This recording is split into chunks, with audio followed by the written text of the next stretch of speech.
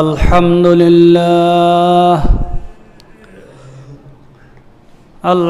لله نحمده ونستعينه ونستغفره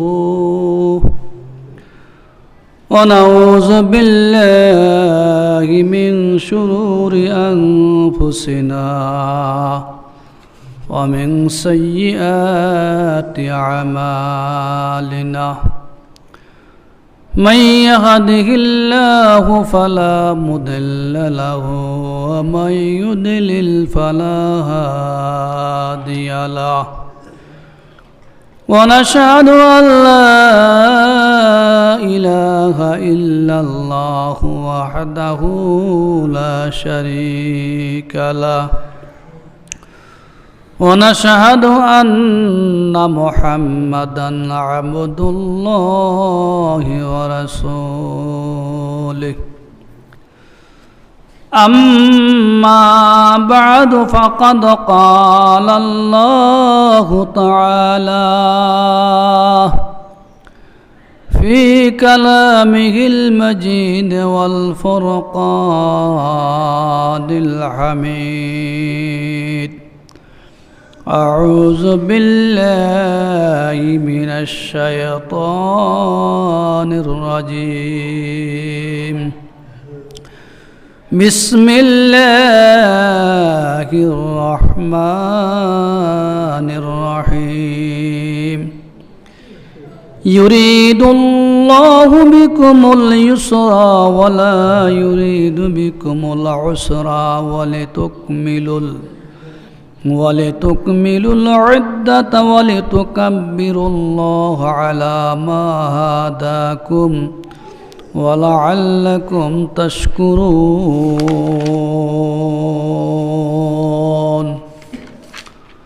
وقال الله تعالى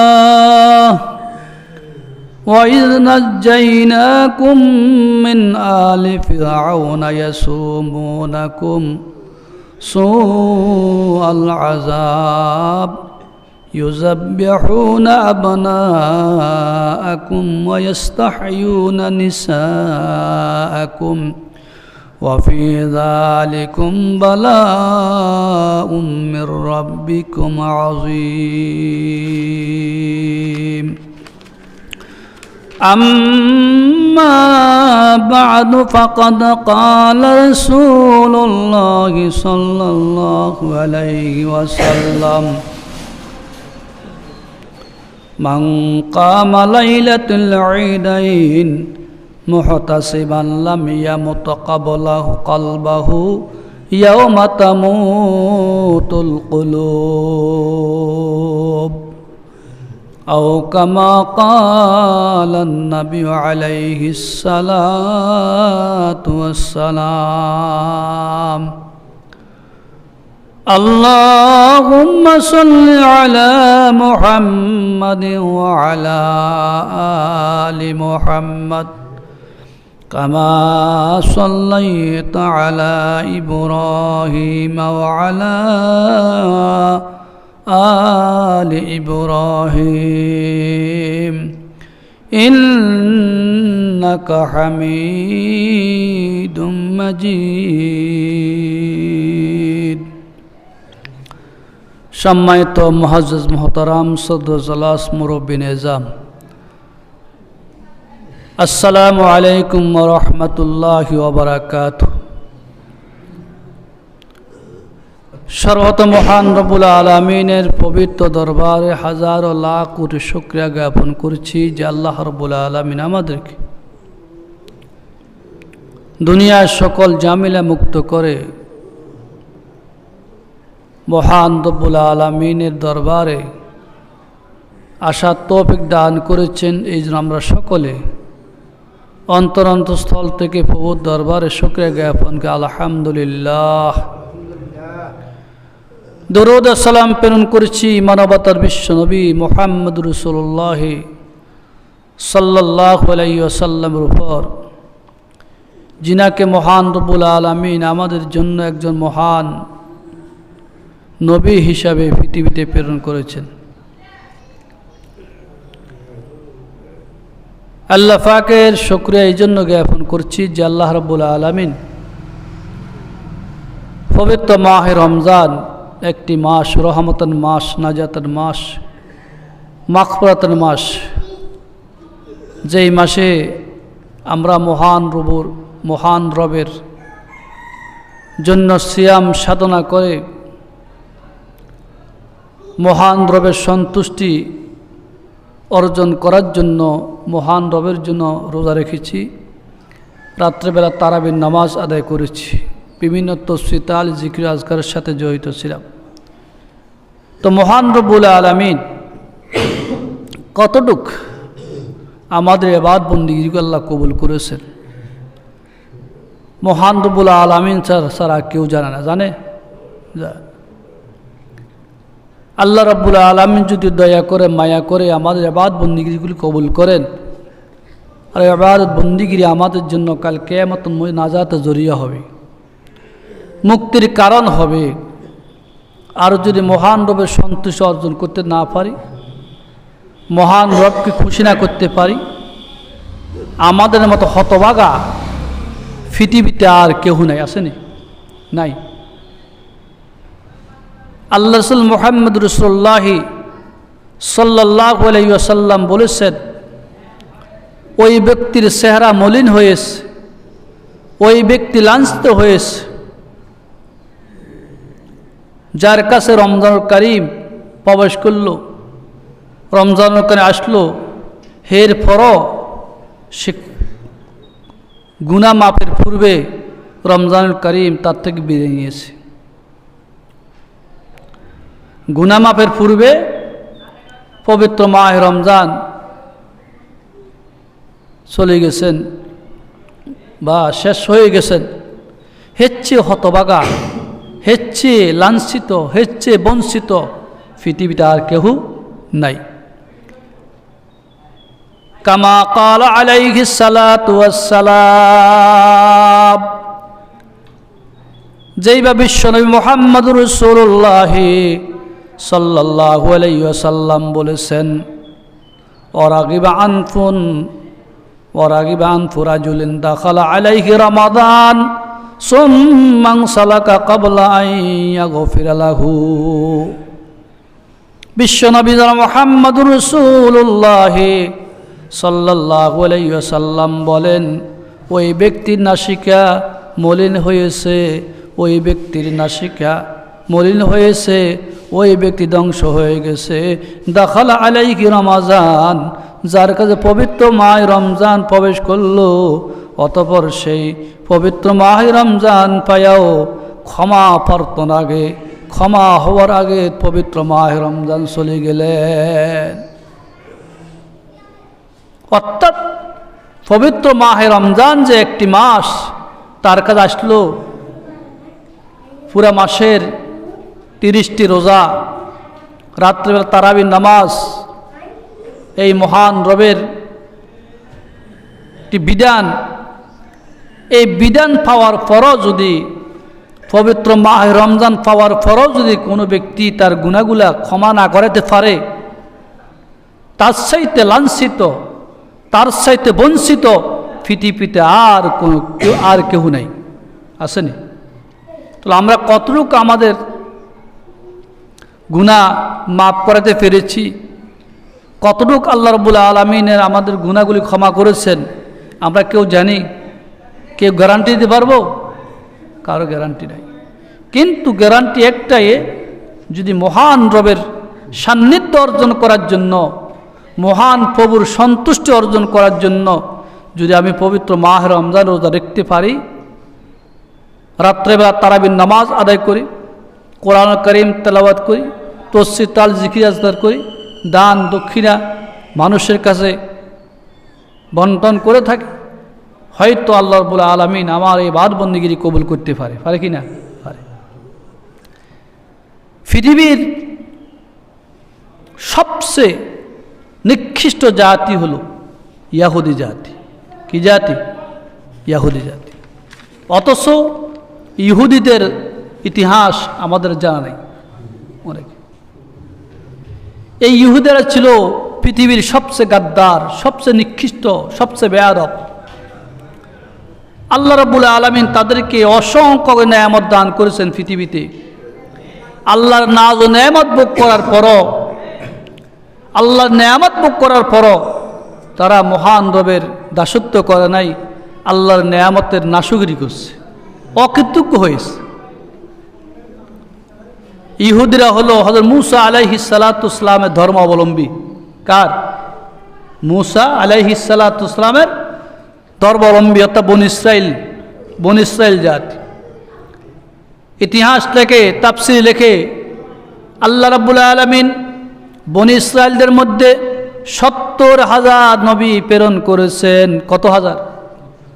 70,000 নবী প্রেরণ করেছেন। অনেক নবীকে তারা হত্যা করেছে, অনেক নবীর হাত কেটে দিয়েছে, পাও কেটে দিয়েছে, অনেক নবীদেরকে গুম করে ফেলছে, হত্যা করে ফেলছে। এই বনী ইসরাইল ইয়াহুদি জাতিরা। তাহলে ইতিহাস তো পিছন থেকে, তাদের ইতিহাস পিছন থেকে খারাপ। আল্লাহর এই জমিনে, আকাশের নিচে জমির উপরে এখনো সাম্রাজ্যবাদী ইয়াহুদিরা এখনো পৃথিবীতে মুসলমানদের উপরে নির্মম অত্যাচার করে কিনা? তো মুসলমানদের সাথে সাথে শত্রু কি? কোন শত্রুতার কারণে তারা মুসলমানদের উপরে এইভাবে মুসলমানদের উপরে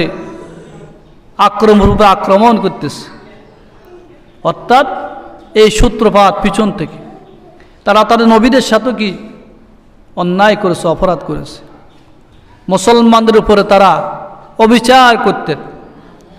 ওই ইয়াহুদিরা এখনও তাদের সেই বাপদার ঐতিহ্যকে তারা ধরে রেখে মুসলিম জাতির উপরে এখন অত্যাচার করতেছে।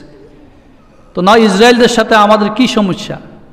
এই যে ইসরায়েল বছরকে বছর, মাসকে মাস মুসলমানদের উপরে চড়াও হয়েছে, গাজার অধিবাসীদের উপর আক্রমণ করে, ফিলিস্তিনের মানুষদেরকে হত্যা করে, দিনের প্রহরে গুম করে।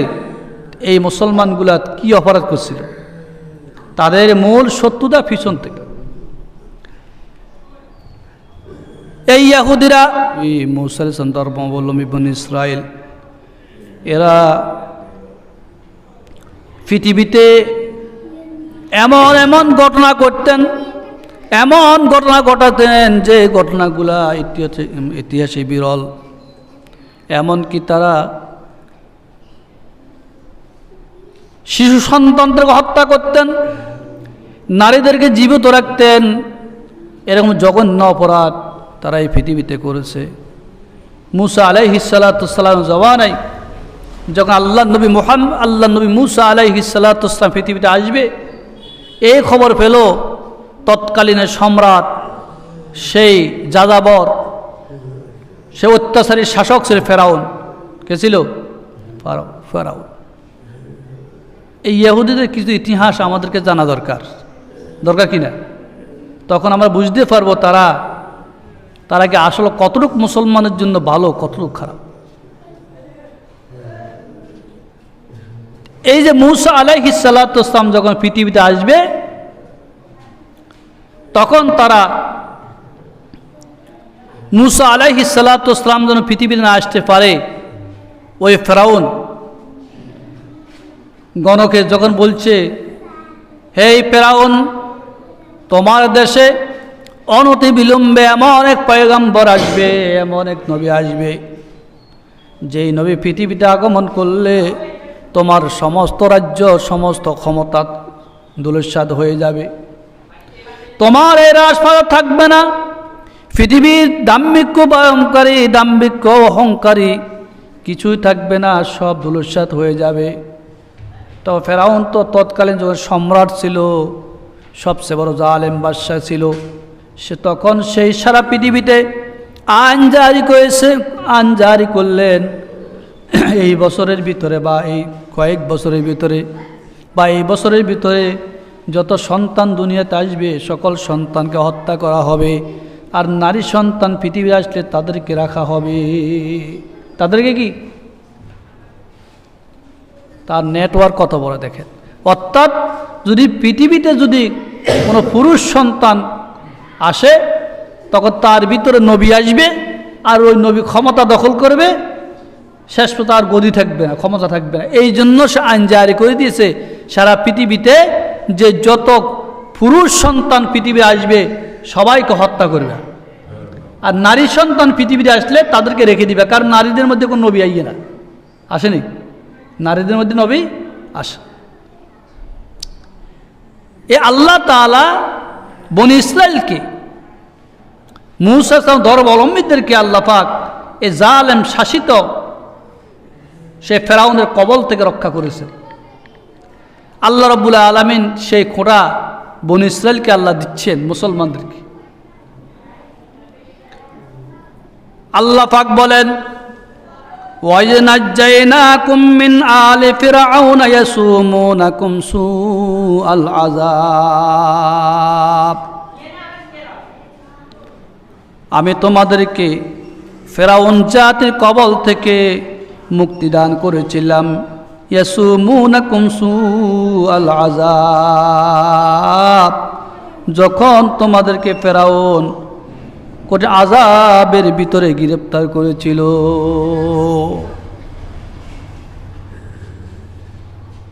ইউযাব্বিহুনা আবনাআকুম, তারা তোমাদের সন্তানগুলোকে হত্যা করতেন। ওয়াস্তাহায়ুনা নিসাআকুম, নারীদেরকে জীবিত রাখতেন। ওয়াফি যালিকুম বালাগুম মির রাব্বিকুম আযীম, এটাই মহান রবের পক্ষ থেকে বহুত বড় পরীক্ষা। পরীক্ষা কিনা? তারা এই ফেরাউন মূসা আলাইহিস সালাতুস সালামের অবলম্বীর যত শিশু দুনিয়াতে আসতো এবং তাদেরকে হত্যা করতেন আর নারীদেরকে জীবিত রাখতেন, কারণ কোনো নবী যেন পৃথিবীতে না আসতে পারে। অথচ আল্লাহ রাব্বুল আলামিন পৃথিবীতে ঠিক আল্লাহর নবী, আল্লাহর পয়গম্বর মূসা আলাইহিস সালাতুস সালামকে আল্লাহ পাক পৃথিবীকে পাঠিয়ে দিলেন। লম্বা ইতিহাস, সেই দিকে যাব না, একটু বোঝার জন্য বলতেছি। মূসা আলাইহিস সালামকে আল্লাহ পাক পৃথিবীতে প্রেরণ করলেন, তখন এই ফেরাউনের যত ষড়যন্ত্র আছে সকল ষড়যন্ত্র ধুলায় মিশিত, মাটির সাথে মিশে গেছে, কোনো কাজে আসে নাই। আল্লাহ মূসা আলাইহিস সালামকে পৃথিবীতে প্রেরণ করলেন। এরপর মূসা আলাইহিস সালাতুস সালামের সাথে তারা বিভিন্ন রকমের যুদ্ধ করলেন,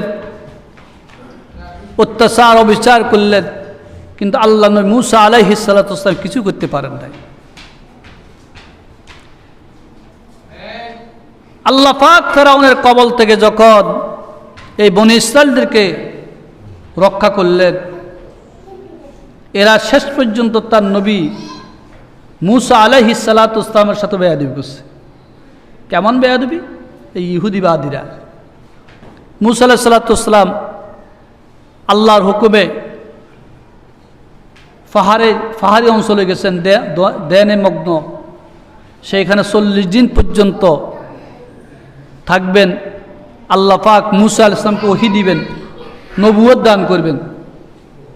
এইভাবে তখন তিনি তার পোষা খাওয়ার দাওয়ার, তার মানে ঘরের ছাই সামান যা আছে এগুলো নিয়ে হযরত মূসা আলাইহিস সালাতুস সালাম সে পাহাড়ি অঞ্চলে চলে গেলেন। পাহাড়ের ভিতরে গেলেন, ওই গুহায় আত্মগোপন করলেন, সেখানে ধ্যানে মগ্ন। আর আল্লাহ রাব্বুল আলামিন সেইখানে মূসা আলাইহিস সালাতুস সালামের কাছে ওহী প্রেরণ করবেন, কিন্তু তার জাতিকে রক্ষা করতে হবে।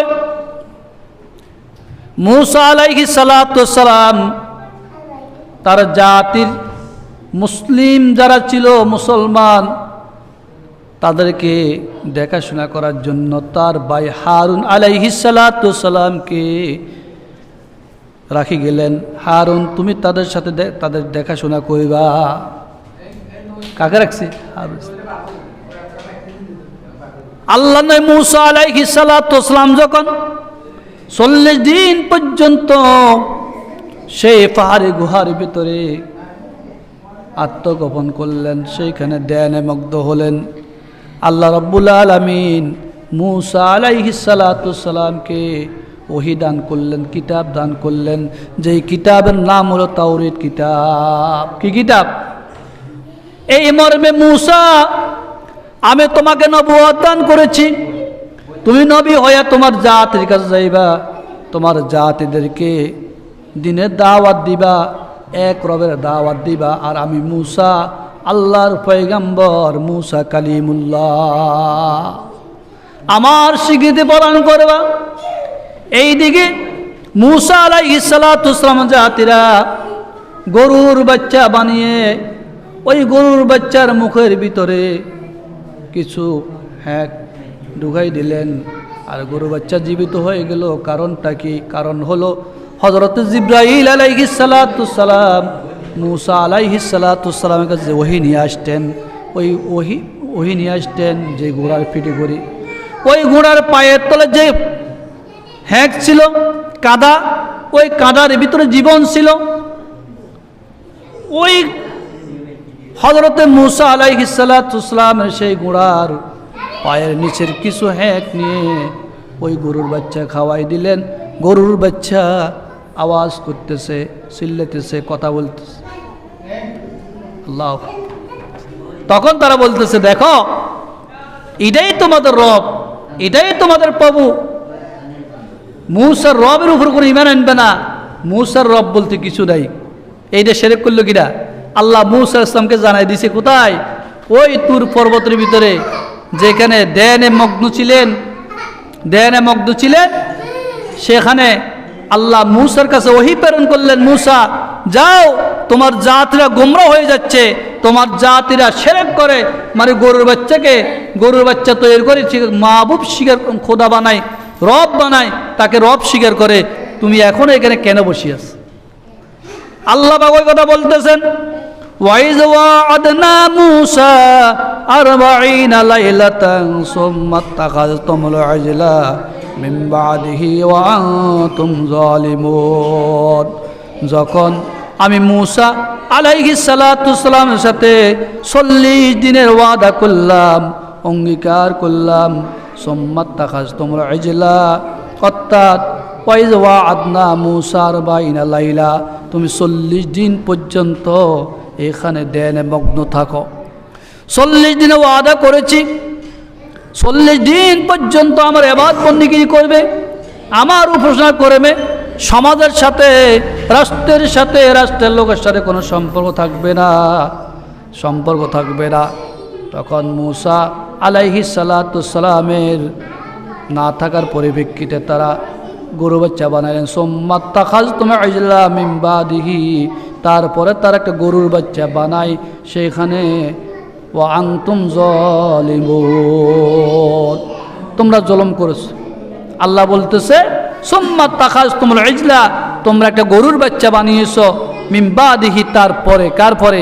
মূসা আলাইহিস সালাম যে ওই যে পাহাড়ের ভিতরে, মানে সেইখানে ধ্যানে মগ্ন ছিলেন, তোমাদের কাছে হারুনকে রেখে গেল, আর তোমরা ওইখানে গরুর বাচ্চা বানাই, তোমরা কি করলা? সেখানে এই গরুর বাচ্চার পূজা করলা, ওয়া আনতুম যালিমুন, এবং তোমরা তো জালিম সাব্যস্ত হইলা।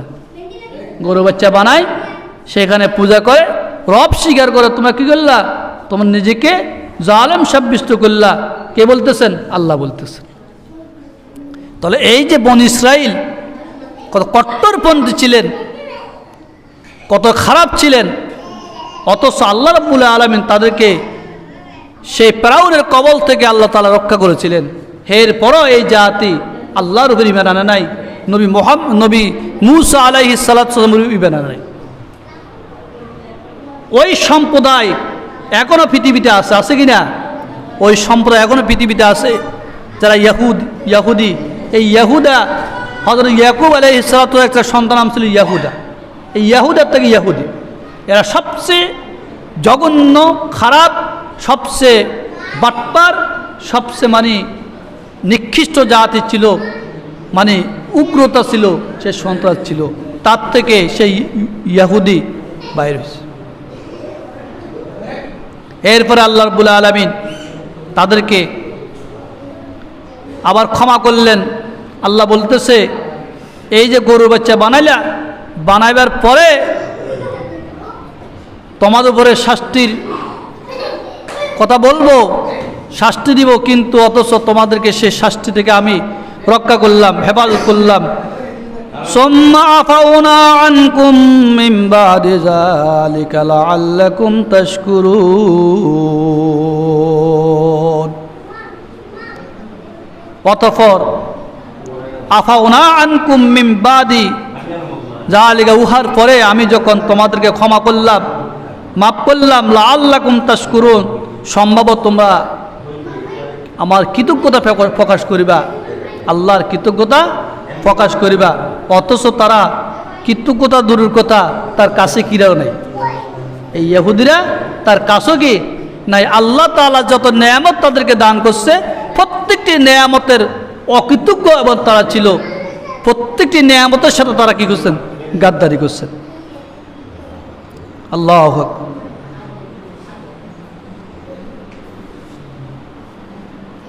এরা তার নবী মূসা আলাইহিস সালাতু ওয়াসসালামের সাথে জঘন্য বেয়াদবি করছে। ওই জঘন্য বেয়াদবি কথা আল্লাহ তাআলা কোরআন কারীমের মধ্যে বলতেছে। তারা এই যে গরুর বাচ্চা বানালো, তারা গরুর বাচ্চাকে বানায়, সেইখানে গরুর বাচ্চাকে পূজা করলো, এটা কি বেয়াদবি করে নাই? আল্লাহ পাক যখন মূসাকে খবর দিলেন, মূসা আলাইহিস সালাতু ওয়াসসালাম সঙ্গে সঙ্গে তার সেই তাওরীতের তক্তিটা মাথায় নিয়ে ইতিহাস লেখে দ্রুত গতিতে এলাকায় আসলেন। আর হারুন সালাতু ওয়াসসালামকে বললেন, তুই তো আমার মার ভাই। এইভাবে দাড়িচায় ধরে যখন থাপ্পড় মারার জন্য হাত তুললেন, হারুন সালাম বললেন, ভাই আমার তো দোষ নাই, আমি তাদেরকে নিষেধ করেছি, এরপর তারা কি করছে? অন্যায় অপরাধ। এগুলা করে তো তারা নিজের উপর জুলুম করছে। করছে কিনা? নিজেদের জীবনকে নষ্ট করলেন, নিজেদেরকে জাহান্নামের দিকে ঢেলে দিলেন। আল্লাহ পাক তাদের সেই অন্যায়ের কথা আল্লাহ বলতেছে কোরআন কারীমে, ওয়াইদ ক্বালা মূসা লিকাওমিহি ইন্নাকুম যালামতুম আনফুসাকুম বিত্তিখাযিকুম ইজলা। যখন হযরত মূসা আলাইহিস সালাতু ওয়াসসালাম তার জাতিকে বলল, ইন্নাকুম যালামতুম আনফুসাকুম, তোমরা নিজের নফসের উপর জুলুম করলা, অত্যাচার করলা, বিত্তিখাযিকুমুল ইজলা, এই গরুর বাচ্চা বানায়, গরুর বাচ্চা তৈরি করে, গরুর বাচ্চাকে রব স্বীকার করে তোমরা তোমাদের নিজেদের উপর জুলুম করেছো, তোমরা নিজের নফসের উপর জুলুম করেছো, আর কারো অন্যায় কারো প্রতি জুলুম করে নাই। এদেরকে শাস্তি দিয়েছেন আল্লাহ পাক। হযরত মূসা বললেন, ফাতুবু ইলা বারিকুম, তোমরা তোমাদের রবের কাছে তওবা করো, ফাকতুলু আনফুসাকুম, নিজেদেরকে হত্যা করে, নিজেদেরকে কতল করে, খায়রুল লাকুম, এটাই তোমাদের উত্তম, ইনদা বারিকুম, তোমাদের রবের পক্ষ থেকে, ফাতাবা আলাইকুম, যে তোমাদের উপরে তোমরা যে তওবা করেছো। এটা কি তওবাটা কিরকম? এই আয়াতের তাফসিরে দুইটা ব্যাখ্যা করেছেন। একটা ব্যাখ্যা করেছেন হযরত মূসা আলাইহিস সালাতু ওয়াসসালামের ধর্ম অবলম্বী যারা অন্যায় করেছে, এইভাবে গরুর বাচ্চা বানায় তাকে রব স্বীকার করলেন, এদের এক প্রকারের শাস্তি হলো, যারা এদেরকে সারিবদ্ধভাবে দাঁড়িয়ে একে অপরকে হত্যা করার জন্য নির্দেশ দিলেন। কি বলছেন? একে অপরকে কি করো? হত্যা করো। একে অপরকে হত্যা করার নির্দেশ দিয়েছে। আরেক রাওয়ায়াতে আছে, এদের মধ্যে তো ভালো লোক ছিল, ছিল কি না? যারা মূর্তি পূজা করে নাই, গরু বাচ্চা পূজা করে নাই, এদেরকে বলছেন যে তোমরা তাদেরকে হত্যা করো যারা কি শিরক করেছে। ইতিহাস লেখে ৭০,০০০ লোক ছিলেন। কত লোক? ৭০,০০০। এরা এই ৭০,০০০ আল্লাহর সাথে অন্যায় করেছেন, অপরাধ করেছেন, আল্লাহ নবী মূসা আলাইহিস সালাতু সাথে বেয়াদবি করছেন, গায়রুল্লাহকে নিজের মাবুদ স্বীকার করেছেন। সেইখানে তারা গরু বাচ্চা বানায়, সেইখানে গরু বাচ্চাই কি নিজের রব স্বীকার করলেন। এরা প্রায় ৭০,০০০। কত হাজার? ৭০,০০০। এই ৭০,০০০কে এইভাবে শাস্তি দিয়েছেন। ওনার আরেক রাওয়ায়াতে আছে, হযরত মূসা আলাইহিস সালাতু ওয়াসসালামকে অভিশাপ দিয়েছেন। ওই অভিশাপের কারণে তাদের কেউ যদি ধরতেন, তাদের গায়ে জ্বর উড়ে যেত, আর লামেসাস করে পুরা পৃথিবীতে যারা কি বিচরণ করতেন। কেউ যেন না ধরতে পারে। এটাই ছিল তার অপরাধ। এই বনি ইসরাইল মূসা আলাইহিস সালাতু ধর্মাবলম্বী, তারা কম অপরাধ করে নাই। তারা আল্লাহ নবী মূসা আলাইহিস সালাতু ওয়াসসালামের সাথে বেয়াদবি করেছে, আল্লাহর সাথে বেয়াদবি করেছে। আল্লাহ তাআলা তাদেরকে এত নেয়ামত দান করার পরও তারা আল্লাহ পাকের প্রত্যেক নেয়ামতে নাশকরি করেছে। এই ইহুদিরা হইল সেই জাতি, আজকে তারা সারা পৃথিবীতে মুসলমানের উপর তাণ্ডব চালায়। সেই ইসরায়েলের মধ্যে সেই ইসরায়েলিরা, ইহুদিবাদীরা, তারা সেই মুসলিম কান্ট্রিগুলোতে গাজা, ফিলিস্তিন এগুলার মুসলমানদের উপর অত্যাচার অবিচার করে। আর আল্লাহ পাক তাদের উপরে এমন এক অভিশাপ দিলেন, এমন এক গজব আল্লাহ পাক নাজিল করলেন, যে গজবের কারণে এখন তারা কি মানে ইঁদুরের ঘর তো টোয়াই পাচ্ছে না। তাদের বড় লিডার, বড় নেতা, যুক্তরাষ্ট্রের প্রধান ডোনাল্ড ট্রাম্প, আজকে ডোনাল্ড ট্রাম্পের ক্ষমতা কোথায়? কোথায়? ডোনাল্ড ট্রাম্প তো কিছু করতে পারে না এখন তারা যতদিন পর্যন্ত মুসলমানের উপর অত্যাচার অবিচার করেছে, আল্লাহ নারাজ হয়ে তাদের উপরে এমন এক শাস্তি দিলেন, আজকে তাদেরকেও সেইভাবে জায়গায় জায়গায় হত্যা করা হচ্ছে, মারা হচ্ছে। কিয়ামত আগে হাদিস শরীফ আছে, কিয়ামত আগে আল্লাহ রাব্বুল আলামিন সেই ইহুদিদেরকে সে পৃথিবীতে এমন শাস্তি দিবেন, পৃথিবীতে তারা ইঁদুরের গর্ত টয় পাবে না খোঁজার জন্য, পাহাড়ের ভিতরে ফলাবে, সেইখানেও তাদেরকে মানে সেইখান থেকেও তাদেরকে বাইর করা হবে, গাছের আড়া লুকাবে, সেইখান থেকেও তাদেরকে বাইর করে হত্যা করা হবে। তো আজকে আমরা যদি অন্যায় অপরাধ করি, আল্লাহর বিধান যদি না মানি, আল্লাহর হুকুম যদি না মানি, আমাদের অবস্থা তো তাই হইতে পারে, পারে না? পারে কিনা? আল্লাহ আমাদেরকে এত নেয়ামত খাওয়াইতেছেন, আল্লাহর নেয়ামত ভোগ করতেছে, আমরা ওই নেয়ামতগুলা ভোগ করার পরও আমরাও সেই জাতির মতন, সে বনী ইসরাইলদের মতন আমাদের সেই অবস্থা, আমরাও আল্লাহর হুকুম আদায় করি না। রাত দিন 24 ঘন্টা ভোগ করতেছি, কিন্তু আল্লাহর হুকুমের বেলা কিছু নেই। আল্লাহ এত নাজ ও নেয়ামত খাওয়ানোর পরও আমাদেরকে, এত নাজ ও নেয়ামত ভোগ করার পরও আমরা কি করতেছি? এই জন্য রাসূল আরবি সাল্লাল্লাহু আলাইহি ওয়াসাল্লাম বলেছেন যে এই ব্যক্তি পবিত্র মাহে রমজান পাওয়ার পরও, পবিত্র মাহে রমজান পায়ও সেই তার গুনাহগুলা মাফ করতে পারে নাই, তার চেহারা মলিন হয়েছে, সেই লাঞ্ছিত হয়েছে। রাগিবান রাজুলিন দাখালা আলাইহি রমাজান সুম্মান সালাকা ক্বাবলা আন ইয়াগফিরা লাহু। আল্লাহ নবী মুহাম্মদুর রাসূলুল্লাহ সাল্লাল্লাহু আলাইহি ওয়াসাল্লাম বলেন, ওই ব্যক্তির নাসিকা মলিন হয়েছে, ওই ব্যক্তি লাঞ্ছিত হয়েছে, যার উপরে পবিত্র মাহে রমজান আসার পরও সেই পবিত্র মাহে রমজান আসলো, সেই তার গুনাহগুলা মাফ করাবার পূর্বে পবিত্র মাহে রমজান তার থেকে বিদায় নিয়ে গেল। আসি না এরকম জাতি? আমরা আসি? একটি মাস সিয়াম সাধনা করার পরও আমরা এখনও আমাদের গুনাহগুলা মাফ হয়েছে কিনা সেই খেয়াল আমাদের কি নাই? এখনও চুরি, ডাকাতি, সন্ত্রাসী, বাটপারি যত কিছু আছে আমাদের ভিতরে, যত গীবত, শেকায়েত, পরনিন্দা, একে অপরের পিছে যত গীবত করতে পারে, কত শেকায়েত করতে পারে, সেটা কি আমার জন্য ভালো। অথচ নিজের দোষের দিকে তাকাই নাই, অন্যের দোষ শুধু খুঁজি খুঁজি কি বেড়ায় কিনা? আল্লাহ আকবার। রাসূল আরবি মুহাম্মদুর রাসূলুল্লাহ সাল্লাল্লাহু আলাইহি ওয়াসাল্লাম বলেছেন, আরো 2টা রজনী আছে পৃথিবীতে, যে এই 2টি রজনীতে যদি আল্লাহর বান্দা বান্দিরা আল্লাহ পাকের ইবাদত বন্দেগী করে ওই দিন কলব মৃত্যুবরণ করবে না, যেই দিন সমস্ত কলবগুলো মৃত্যুবরণ করব। আল্লাহু আকবার। আল্লাহু আকবার বলেন, সুবহানাল্লাহ। ওই 2টি রাত কি বলেন চাই? ওই 2টি রাত সম্পর্কে আপনারা জানা আছে?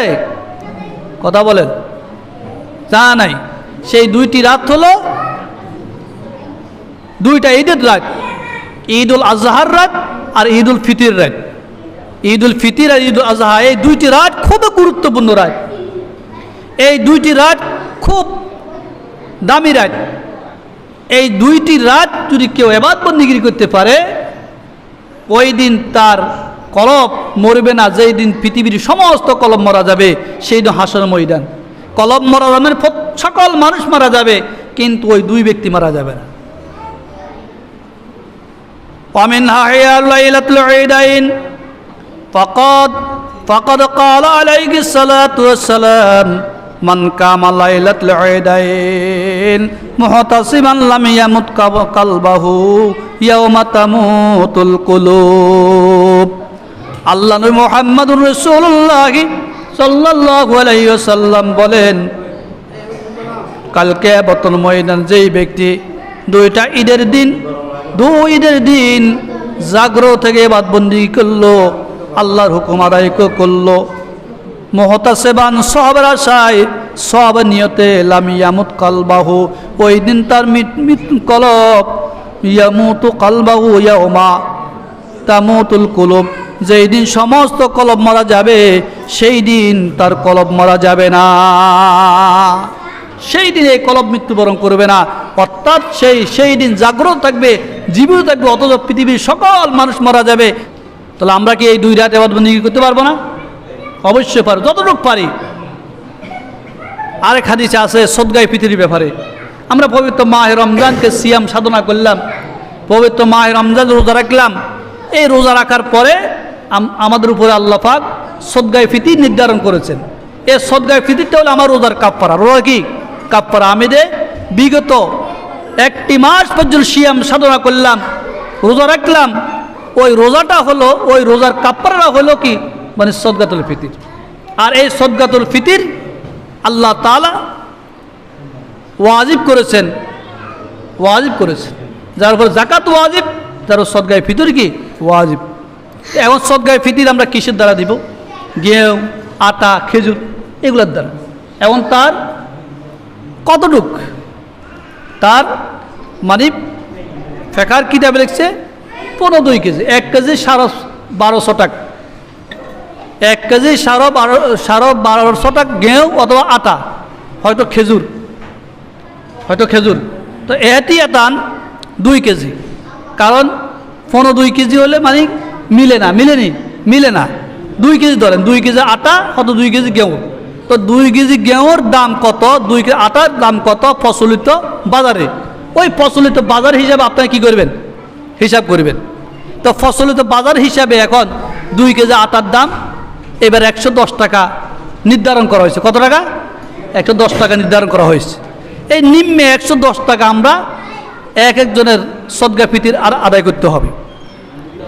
আর এবার খেজুর আছে, আরও দামি দামি ফল আছে, আঙ্কুর আছে। আপনি সামর্থ্য অনুযায়ী খেজুর আঙ্কুর দ্বারাও কি আপনি কি কিশমিশ দ্বারা, খেজুর দ্বারা, আঙ্কুর দ্বারা আপনার সদকায়ে ফিতর দিতে পারবেন। আর এগুলোর কিমত টাকাও দেখে দিতে পারবেন। এই জন্য আল্লাহ রাসূল মুহাম্মদ রাসূলুল্লাহ বলছেন, ওয়ামিনহা সাদাকাতুল ফিত্র ফাকাদ ক্বালা আলাইহিস সালাতু ওয়াসসালাম সাওম মিন বুররিন আও কমহিন আনিসনাইনি সগীরিন আও কবীরিন হুররিন আও আবদিন জাকারিন আও উনসা। আল হাদিস। আল্লাহ রাসূল মুহাম্মদ রাসূলুল্লাহ সাল্লাল্লাহু আলাইহি ওয়াসাল্লাম বলিয়াছেন, একসা পরিমাণ গম অথবা আটা প্রত্যেক 2 জনের পক্ষ হতে ফিতরা বাবত আদায় করতে হবে। কি বাবত? ফিতরা বাবত। এই হাদিসে আল্লাহ রাসূল বলছেন, সাওম মিন বুররিন আও কমহিন, হয়তো 2 কেজি আটা, হয়তো 2 কেজি কি গম, এগুলো প্রত্যেক 2 জনের পক্ষের থেকে, ছোট এবং বড়, আজাদ এবং গোলাম, পুরুষ এবং নারী, প্রত্যেক 2 জনের পক্ষের থেকে এই সদকায়ে ফিতর কি আদায় করতে হবে, এটা ওয়াজিব। আর এই সদকায়ে ফিতরটা আমরা কখন আদায় করব? সদকায়ে ফিতর আমাদেরকে ঈদগাহে যাওয়ার আগে কি সদকায়ে ফিতর আদায় করার জন্য আল্লাহ রাসূল মুহাম্মদ রাসূলুল্লাহ সাল্লাল্লাহু আলাইহি ওয়াসাল্লাম বলেছেন। আরেক হাদিসে আল্লাহ রাসূল একজন সাহাবী হযরতে আব্দুল্লাহ ওমর রাদিয়াল্লাহু তাআলা বলছেন, তিনি বলছেন কি, কালা রাসূলুল্লাহ সাল্লাল্লাহু আলাইহি ওয়াসাল্লাম যাকাতুল ফিতর সাআম মিন তামারিন আও সাআম মিন শাইরিন ওয়া আমারা বিহা আন তুআদ্দা ক্বাবলা খুরুজুন নাস ইলা সালাহ।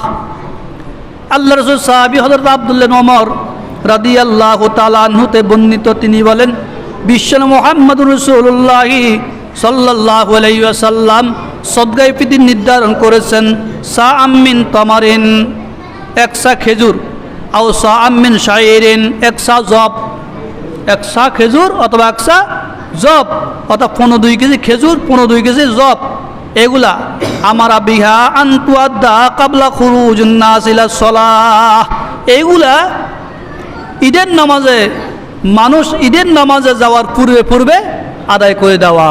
কিসের পূর্বে? ঈদের নামাজে যাওয়ার পূর্বে পূর্বে আদায় করে দেওয়া ওয়াজিব।